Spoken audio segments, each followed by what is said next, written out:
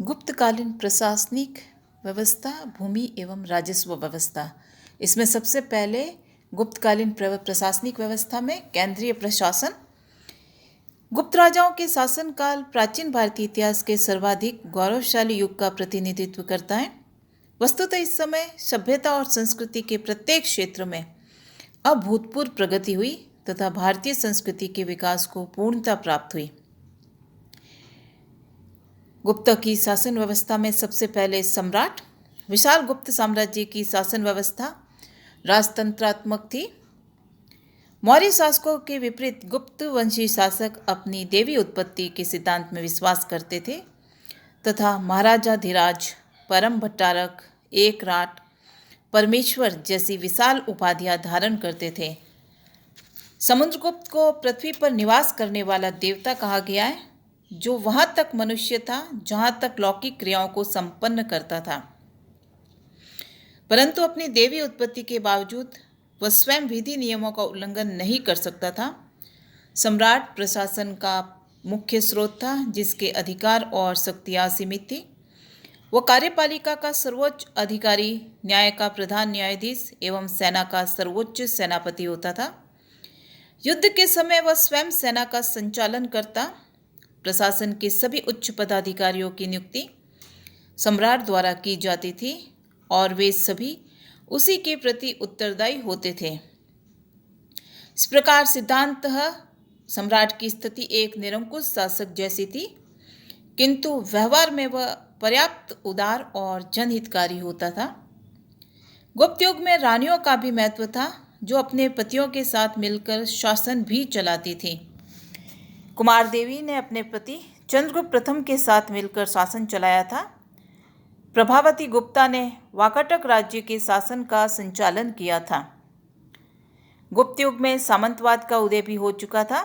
इसके लिए समुद्रगुप्त की अधीनस्थ राजाओं के प्रति अपनाई गई नीति को उत्तरदायी माना जाता है। समुद्रगुप्त ने जीते गए अधिकांश राज्यों को अपने साम्राज्य में सम्मिलित नहीं किया तथा उनके राजाओं को स्वतंत्र रूप से अपने अपने क्षेत्रों में शासन करने का अधिकार प्रदान किया। अधीन राजाओं के अतिरिक्त सम्राट के अधीन अनेक छोटे छोटे सामंत भी होते थे, जो अपने अपने क्षेत्रों में स्वतंत्र रूप से शासन करते थे तथा नाम मात्र के लिए सम्राट की अधीनता स्वीकार करते थे। ये सामंत और अधीन शासक महाराज की उपाधि ग्रहण करते थे। उन्हें सेना रखने तथा अपने अधीन जनता से कर वसूलने का अधिकार प्राप्त था। पूर्वी मालवा में सनकानिक, बुंदेलखंड में परिव्राजक और उच्च कल्प वंशों के शासक गुप्तों के सामंत थे। चंद्रगुप्त द्वितीय कालीन उदयगिरी के गुहा लेख में सनकानिक महाराज का उल्लेख हुआ है। सामंत शासक अपने लेखों में अपने को पादानुध्यात कहते थे, जो विभिन्न अवसरों पर सम्राट की राजसभा में उपस्थित होते और भेंट उपहार आदि से उन्हें संतुष्ट रखते थे। कुछ सामंत अत्यधिक शक्तिशाली भी होते थे। वे अपने अधीन कई छोटे छोटे सामंत भी रखते थे। इनमें परिव्राजक महाराज हस्तिन का उल्लेख किया जा सकता है। यद्यपि गुप्त लेखों में सामंतों और उनकी विभिन्न श्रेणियों का कोई विशेष उल्लेख नहीं मिलता है, तथापि ये स्पष्ट है कि अब प्रशासन में मौर्यकालीन केंद्रीय नियंत्रण समाप्त हो चुका था। अमात्य तथा मंत्री। सम्राट अपने शासन कार्य में अमात्यों, मंत्रियों तथा अधिकारियों की सहायता प्राप्त करता था। अमात्य से तात्पर्य प्रशासनिक अधिकारियों से था। इन्हीं में से योग्यता के आधार पर मंत्री नियुक्त किए जाते थे। पर्याप्त प्रशस्ति में ही राज्यसभा का भी उल्लेख मिलता है, जिसके सदस्य सभेय कहे जाते थे। सामान्यतः राजा का बड़ा पुत्र उत्तराधिकारी चुना जाता था, परंतु कभी कभी दूसरे योग्य राजकुमार को भी इस पद पर चुन लिया जाता था, यदि उसमें असाधारण योग्यता होती थी। सम्राट के छोटे पुत्रों को प्रांतीय शासकों के रूप में नियुक्त करने की प्रथा थी। जैसे कुमारगुप्त प्रथम के छोटे भाई गोविंद गुप्त को मालवा का राज्यपाल नियुक्त किया गया था।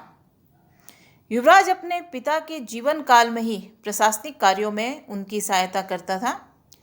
गुप्त युग में युवराज की अधीनता में एक पृथक सैनिक विभाग भी हुआ करता था। सम्राट के वृद्ध होने पर प्रशासन का पूरा उत्तरदायित्व युवराज के ऊपर आ जाता था।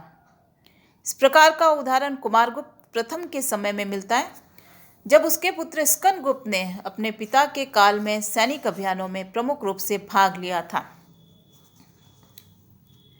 गुप्त काल में विभिन्न विभाग विभिन्न मंत्रियों के अधीन होते थे।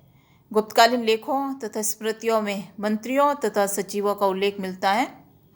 हालांकि उनकी संख्या अथवा उनके विभागों के विषय में कोई सूचना नहीं मिलती है। ऐसा लगता है कि विभागीय अध्यक्षों और मंत्रियों में कोई खास अंतर नहीं था। सैनिक योग्यता मंत्रियों के लिए भी अनिवार्य योग्यता थी। समुद्रगुप्त और चंद्रगुप्त द्वितीय के युद्ध सचिव क्रमशः हरिसेन और वीरसेन थे, जो कि उच्च कोटि के सेना नायक भी थे। वीरसेन के उदयगिरी गुहालेख से पता चलता है कि वह आनुवंशिक रूप से अपने पद का उपभोग कर रहा था। कुमारगुप्त प्रथम का मंत्री पृथ्वीसेन शिखर स्वामी का पुत्र था, जो उसके पिता चंद्रगुप्त द्वितीय का मंत्री रह चुका था। वह पहले मंत्री था, बाद में सेनापति के पद पर पहुंचा था। केंद्रीय अधिकारी गुप्त अभिलेखों में निम्न पदाधिकारियों के नाम मिलते हैं। प्रतिहार एवं महाप्रतिहार ये राजकीय दरबार के प्रमुख पदाधिकारी थे, जो प्रशासन में भाग नहीं लेते थे। जो लोग सम्राट से मिलना चाहते थे, उन्हें उचित अनुमति पत्र देना इनका प्रमुख कार्य था। प्रतिहार अंतःपुर का रक्षक एवं महाप्रतिहार राजमहल के रक्षकों का प्रधान होता था। महासेनापति यह सेना का सर्वोच्च अधिकारी होता था। महासंधि विग्रहिक ये युद्ध और शांति का मंत्री होता था। दंडपाशिक ये पुलिस विभाग का प्रधान अधिकारी होता था। विनय स्थिति स्थापक धर्म संबंधी मामलों का प्रधान अधिकारी होता था, जो सार्वजनिक मंदिरों के प्रबंध की देखरेख करता, साथ ही लोगों के नैतिक आचरण पर दृष्टि भी रखता था। कुमारामात्य अल्टेकर का मत है कि कुमारामात्य उच्च पदाधिकारियों का विशिष्ट वर्ग था, जो आधुनिक आईएएस के पदाधिकारियों की भांति था। इस वर्ग के पदाधिकारी अपनी योग्यता के आधार पर उच्च से उच्च पद पर नियुक्त किए जा सकते थे। रोमिला थापर के अनुसार कुमारामात्य प्रांतीय पदाधिकारी थे, जो स्थानीय प्रशासन और केंद्र के बीच कड़ी का काम करते थे।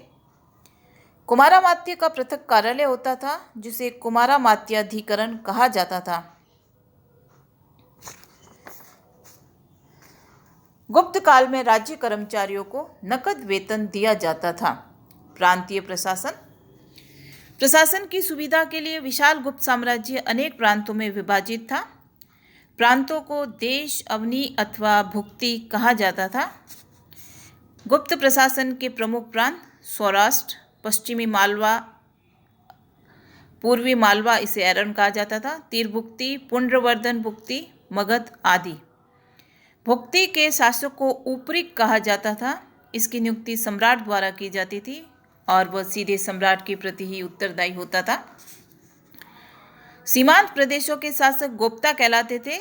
इनकी नियुक्ति सम्राट द्वारा ही होती थी। ऊपरिक के पद पर प्राय राजकुमार अथवा राजकुल से संबंधित व्यक्तियों को ही नियुक्त किया जाता था। कभी कभी अन्य योग्य व्यक्तियों को भी यह पद प्रदान कर दिया जाता था। चंद्रगुप्त द्वितीय का छोटा पुत्र गोविंदगुप्त तीरभुक्ति का राज्यपाल था। कुमारगुप्त के समय उत्तरी बंगाल में पुंड्रवर्धन नामक प्रांत गुप्त साम्राज्य के अंतर्गत था, जहाँ का शासक चिराद दत्त था। स्कंदगुप्त के समय पर्णदत्त उसके साम्राज्य के पश्चिमी प्रदेश सौराष्ट्र का राज्यपाल था। माना जाता है कि इनकी नियुक्ति प्राय 5 वर्षों के लिए की जाती थी। जिला एवं नगर प्रशासन भुक्ति का विभाजन अनेक जिलों में हुआ था। जिले को विषय कहा गया, जिसका प्रधान अधिकारी विषयपति होता था। विषयपति को कुमारामात्य भी कहा गया है। विषयपति की नियुक्ति प्राय संबंधित प्रांत के ऊपरी यानी राज्यपाल द्वारा ही की जाती थी। कभी कभी स्वयं सम्राट भी उनकी नियुक्ति करता था। विषयपति का अपना कार्यालय होता था। कार्यालय के अभिलेखों को सुरक्षित रखने वाले अधिकारी को पुस्तपाल कहा जाता था। विषयपति एक समिति की सहायता से जिले का प्रशासन चलाता था, जिनमें निम्नलिखित सदस्य होते थे। नगर श्रेष्ठी ये नगर के महाजनों का प्रमुख था। दूसरा सार्थवा ये व्यवसायों का प्रमुख था। तीसरा प्रथम कुलिक यानी प्रधान शिल्पी और चौथा प्रथम कायस्थ यानी मुख्य लेखक। प्रमुख नगरों का प्रबंध नगर पालिकाएं चलाती थी। नगर का प्रधान अधिकारी पुरपाल कहा जाता था। वह कुमारामात्य की श्रेणी का अधिकारी होता था। नगर प्रशासन में पुरपाल की सहायता करने के लिए भी संभवतः एक समिति होती थी। जूनागढ़ लेख से पता चलता है कि गिरनार नगर का पुरपाल चक्रपालित था, जो सौराष्ट्र के राज्यपाल पर्णदत्त का पुत्र था। उसी ने वहां सुदर्शन झील के बांध का पुनर्निर्माण करवाया था। ग्राम शासन। गुप्तकाल में ग्राम शासन की सबसे छोटी इकाई था, जिसका प्रशासन ग्राम सभा द्वारा चलाया जाता था। ग्राम सभा को मध्य भारत में पंचमंडली तथा बिहार में ग्राम जनपद कहा जाता था। ग्राम सभा सरकार के सभी कार्यों को करती थी। वह ग्राम की सुरक्षा की व्यवस्था करती, निर्माण कार्य करती तथा राजस्व एकत्रित कर राजकीय कोष में जमा कराती थी। दामोदरपुर से प्राप्त तीसरे ताम्रपत्र में ग्राम सभा के कुछ पदाधिकारियों के नाम मिलते हैं। इनमें मेहतर, अष्टकुलाधिकारी, ग्रामिक, कुटुंबिन आदि प्रमुख हैं। न्याय प्रशासन।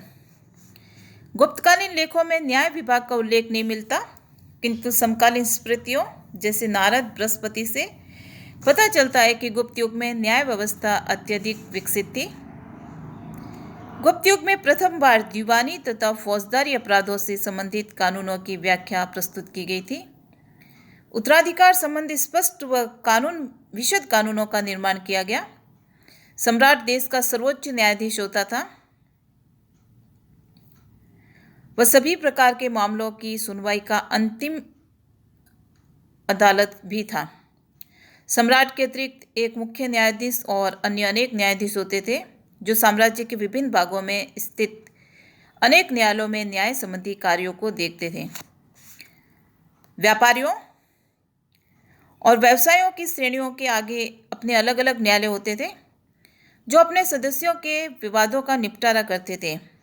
स्मृति ग्रंथों में पुग और कुल नामक संस्थाओं का भी उल्लेख मिलता है, जो अपने सदस्यों के विवादों का फैसला करती थी। पुग नगर में रहने वाली विभिन्न जातियों की समिति होती थी, जबकि कुल समान परिवार के सदस्यों की समिति। इन सभी को राज्य की ओर से मान्यता प्राप्त थी। ग्रामों में न्याय का कार्य ग्राम पंचायतें करती थी। न्यायालयों में प्रमाण भी लिया जाता था, और जहाँ कोई प्रमाण नहीं मिलता वहाँ अग्नि, जल, विष और तुला आदि के द्वारा दिव्य परीक्षाएं ली जाती थी। गुप्तकालीन अभिलेखों में न्यायाधीशों को महादंडनायक, दंडनायक, सर्वदंडनायक आदि कहा गया है।